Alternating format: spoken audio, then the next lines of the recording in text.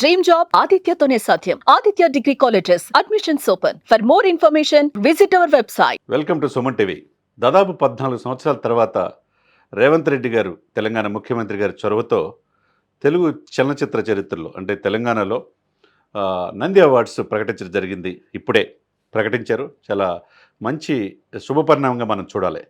ఈ యొక్క నంది అవార్డులో అంటే దాదాపు 14 సంవత్సరాల తర్వాత స్పెషల్ జ్యూరీగా జయసుధ గారిని అపాయింట్ చేశారు. ఎటువంటి ఒత్తిడికి లేకుండా ఇది ప్రకటించడం జరిగింది. దీంట్లో చూస్తే కనుక ప్రాంతీయ సినిమాలు, చిన్న సినిమాలు కూడా అత్యంత ప్రాధాన్యత లభించినట్టుగా కనపడుతుంది. ఎటువంటి సిఫార్సులకు అవకాశం లేకుండా ఉత్తమ నటుడిగా అల్లు అర్జున్ ఐకాన్ స్టార్ పుష్ప 2లో ఆయనకి లభించినందుకు అందరూ అభినందిస్తున్నారు. అదేవిధంగా ఉత్తమ నటిగా నివేదా థామస్కు లభించింది. ఇకపోతే ఉత్తమ చిత్రాలు కేటగిరీలో 3 ఇచ్చారు.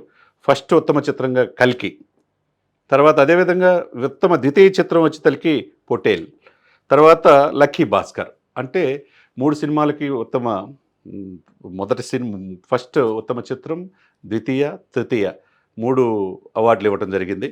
అదేవిధంగా కల్కి సినిమా దర్శకుడికి నాగా అశ్విన్కి ఉత్తమ దర్శకుడిగా అవార్డు ప్రకటించారు. వీటితో పాటుగా ఈ సినిమా అంటే తెలుగు సినిమాకి మేము ఉన్నాము అనే భరోసా మన ఈ మధ్య పుష్ప 2 తొక్కిసలాట, కుర్రాడు చనిపోవటం, ఈ పరిణామాల మధ్య ఇండస్ట్రీని ముఖ్యమంత్రి గారు అణచివేస్తున్నారనేది ఒక రూమర్ వచ్చేసింది.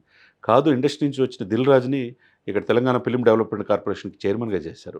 వెంటనే మీకు ఏం కావాలని నేను చేస్తానని చెప్పన్నాడు. ఎందుకంటే చిరంజీవి గారు కూడా చాలా సఖ్యతగా ఉంటారు. ఇండస్ట్రీకి పెద్దదాలు లాంటి వాళ్ళు.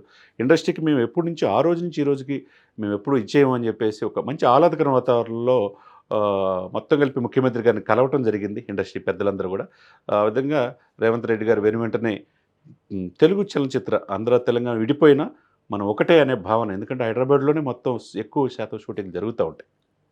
రేవంత్ రెడ్డి గారి చొరవ. ఆ రోజు తెలుగు సినిమా నుంచి వచ్చిన చిరంజీవి గారికి పద్మవిభూషణ్ అయిన తర్వాత అక్కడ జగన్మోహన్ రెడ్డి గారు సత్కరించిపోయిన శిల్పకళా వేదికలో రేవంత్ రెడ్డి గారు చేశారు. అందరూ కూడా ప్రశంసిస్తున్నారు. ఎటువంటి సిఫార్సులు లేకుండా 14 సంవత్సరాల తర్వాత ఈరోజు ఇప్పుడే జయసుధ గారు జ్యూరీ కమిటీ చైర్మన్గా ప్రకటించారు. ప్రకటించట్లో ఈ సినిమాలు, చిన్న సినిమాలు కూడా అత్యంత ప్రాధాన్యత. హిస్టారికల్ మూవీ అయిన కల్కి దానికి ప్రాధాన్యత క్రమంలో మొదటి ఇచ్చిన తర్వాత పొట్టేల్కి లక్కీ భాస్కర్ కూడా ప్రాధాన్యత లభించింది.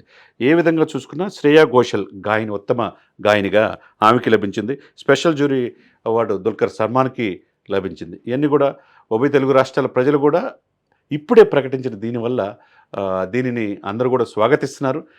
తెలంగాణ ముఖ్యమంత్రి గారిని రేవంత్ రెడ్డి గారిని అభినందిస్తున్నారు. అదేవిధంగా జయసుధ సహజ నటి, ఆమె ఆధ్వర్యంలో ఈ కమిటీ వేయటం, ఈ జ్యూరీ వెనువెంటనే 2-3 మీటింగ్లు ఏర్పాటు చేసుకోవటం, సినిమాలన్నీ చూడటం, ఏది సినిమాలను విశేషంగా ఆకట్టుకుంది, ఏది ప్రజారంజకంగా ఉంది, ప్రేక్షకులను అలరించింది అని అన్ని యాంగిల్లో చూసుకున్న తర్వాత ఇప్పుడు ఈ 14వ నంది అవార్డులు ప్రకటించడం జరిగింది.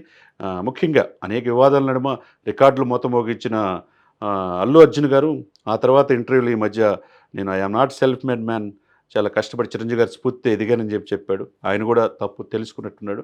ఆయనకి ఉత్తమ నటుడుగా రావటం, ఎందుకంటే నెక్స్ట్ లెవెల్లో నేషనల్ అవార్డు వచ్చింది మనం చూసాం పుష్ప 1. ఇప్పుడు తర్వాత పుష్ప 2కి నంది అవార్డు రావటం అల్లు అర్జున్ గారిని కూడా ప్రత్యేకంగా అభినందించాల్సిన అంశం. సుమన్ టీవీలో మీ పర్సనల్ అండ్ బిజినెస్ ప్రమోషన్స్ కోసం కింది నెంబర్కి కాంటాక్ట్ చేయండి.